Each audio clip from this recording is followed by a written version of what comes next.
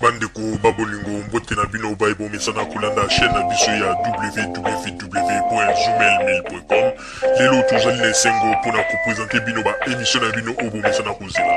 Ngai papa Roger Babo lelo na kopresente bino ba émission obo mesana kozela mokolo na mokolo pona kotalisa na bana ya Congo eloko nini oyo tobombeli ba. Ozali lokosu nazwi responsabilité monene na chaîne ya www.zoomel1000.com pona kotalisa na bapeple congolais vérité to bosolo oyo nini esengeli na biso bana ya mboka toyeba esika oyo bato bazali kokangela bato misu to bazali koyebisa bato bamakambo oyo ezali ndenge wana te ebongi malamu ete biso bato ya Zoomel 1000 totombola mongongo mpe toloba tolakisa bango bosolo po ete mboka na biso ekende liboso po ete bapeple congolais bayeba eloko nini tokoki kosala po ete nyonso tu ezali kaka mpona lokumu ya mboka na biso po ete ezali esengo mingi mpona kotambusa bosolo na kati na biso ba diaspora congolaise oyo tozali libanda ya mboka.